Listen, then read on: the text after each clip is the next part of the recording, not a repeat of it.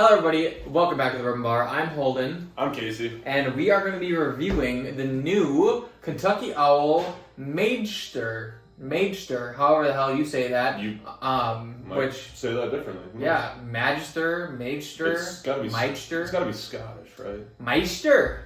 The Maighstir. But yeah, it's so basically what it is a limited release from Kentucky Owl. It's a collaboration between the Scottish Whiskey Master Blender, Maureen Robinson, and then the Kentucky Owl Master Blender, which is John Ray. So, that being said, just got this today. I traded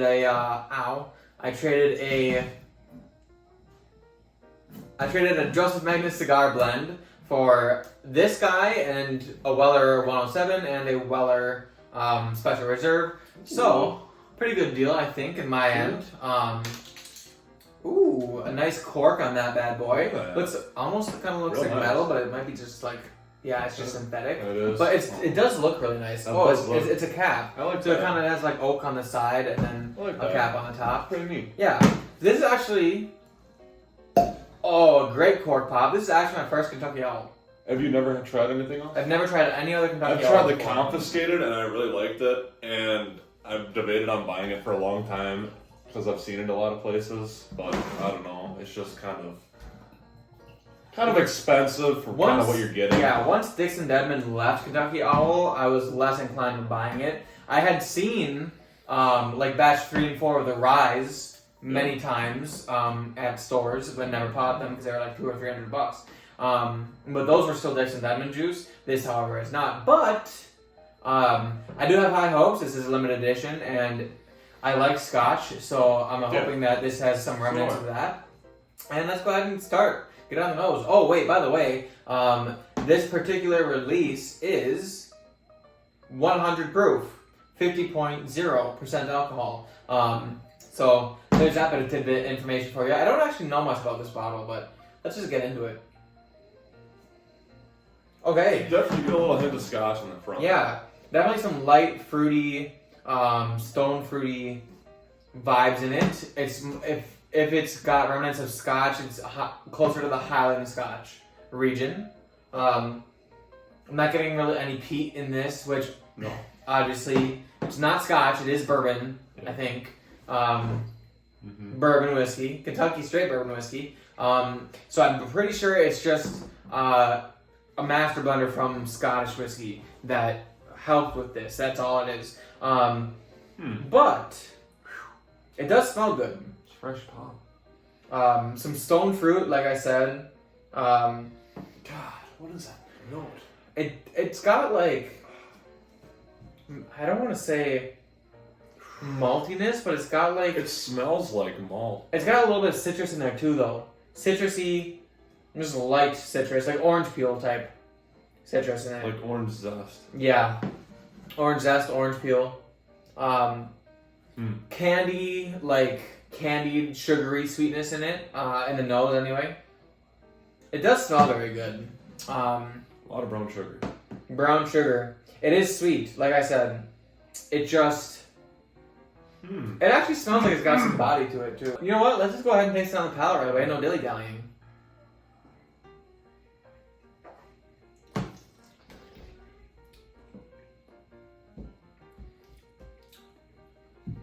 Okay. Very, very interesting. You know what, though? I like it. I do like that. I do like that. I feel like there is just a hint of malt in it. Like a nice, malty, surprise. Very, very malty whiskeys turn me off sometimes. Like, if I'm in the mood for a malty whiskey, it's good. You wouldn't love the Dragon's Milk. I'd have a Dragon's Milk. I know. It's really malty for me. It's insane. It is. It's crazy. I can only drink it. That's why only 3/4 of my bottle is. But yeah, no. This is like a hint of malt. It's great. It's well rounded. It drinks easy too at 100 proof. Some light fruity notes in it. It does drink very easy at 100 proof. But I don't know. Going for a second sip. Yeah, let's do it.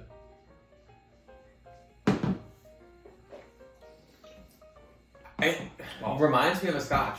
100%. Absolutely. But it's not. There's nothing actually really Scotchy, I think, in the process of making this, besides the fact that the palate of the master blender is a Scotch palate, which doesn't bother me at all. I like Scotch. This has some remnants of Scotch. That malt is honestly a big player in this. I do think it has a little bit of that sweetness. This really does taste like Scotch, though. I would, if I was put this in a blind, if this was in the advent calendar, I'd probably guess it's a Highland Scotch. Personally, I think it's great though. I like Scotch. I love Scotch. Like lighter Scotch. This is like the perfect thing to put on a rock. Gateway. Gateway. If you guys don't like Scotch but you like bourbon, but you want to like Scotch, yeah. If you want to get into Scotch, I'd 100% recommend this because no peat. This will give you no peat. You don't have to deal with that. Just the right amount of malt. It's bourbony, but it's not just bourbon. Right, it's got that fruit and that sugary sweetness that a bourbon has to offer, but it also has that maltiness that you can get from a Scotch, which malt tends to somewhat turn some bourbon drinkers off of Scotch. Peat really does it a lot. This will malt it a little bit. Yeah, this will bring you in like a nice light malt, like just to get you intrigued with it enough to where you're like, oh, well, I could go to the store right now and get something else that's kind of like this if you read reviews and stuff. Right, yeah. This, honestly, pretty good. I'm going to go in for one more sip here. And just to give you guys one last thing, but let's do it. It's easy. So easy to drink. It's got a little spice on it in the finish, in the back end, the retronasal. It's got some spice on it, but it's light spice. Maybe more of like a clove type spice in it. Yeah. A light clove spice. I want to say there's a little bit of a leathery note. Like a funky... And that could be the malt. Sometimes I do put malt and leathery together. Hard to say, because I've never actually eaten leather before. Can't say I have. Can't say I have, but it's what I would almost feel it. But it's light. A light leathery note. No, this is really good. Not disappointed by this trade at all. No, I'm not disappointed. I could crush this bottle and not be disappointed at all. Actually, I would probably reach for this on a nice wintry night when I want like a desserty, like malty, light whiskey to drink. This would go really good with like a prime rib. Oh.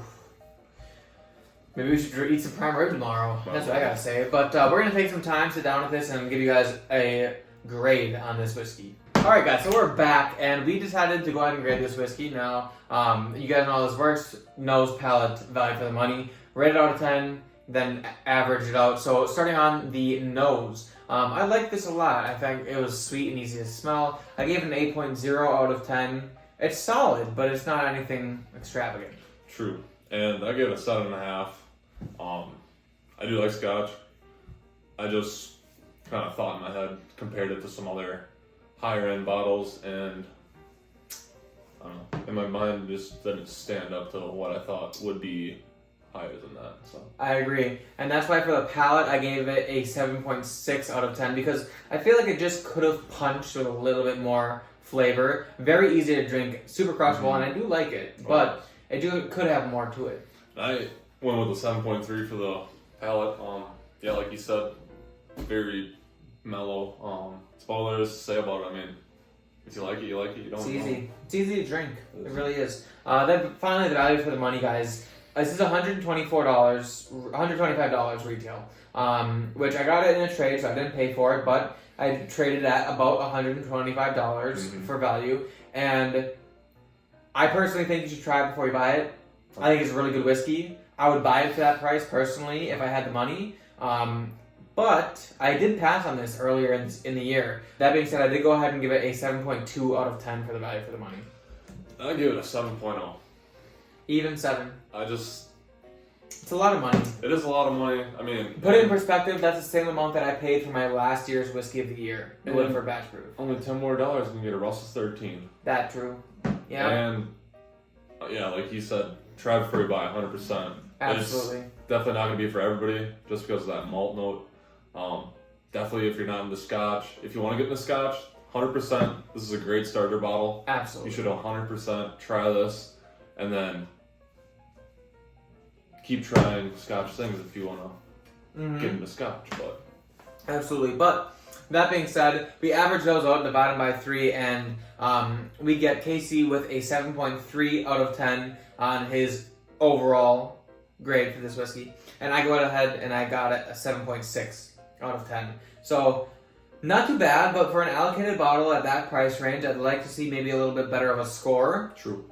But if this is up your alley and this is your palate, definitely one to consider buying, especially if you guys are Scotch drinkers and you want a bourbon that's a little bit more Scotchy. This one is very good. I will probably drink this often. Oh yeah, super crushable. I think it's very unique. I don't think there's a lot of bourbons blended with Scotch in mind. Yeah. So, that being said, guys, that is the end of the video, guys. If you like it, please hit the like button. Also, subscribe to the channel if you're new. And if you guys aren't members yet, please hit that join button. We do have a couple members now, and we got some new stickers made. Christmas sweaters are coming out next week, and also a lot more stuff is coming from the Bourbon Bar. So if you want to become a member of the Bourbon Bar's channel, click join with right next to the subscribe. But that being said, leave a comment in the comment sections if you had this and if you like it, and we will see you all in the next glass. Cheers.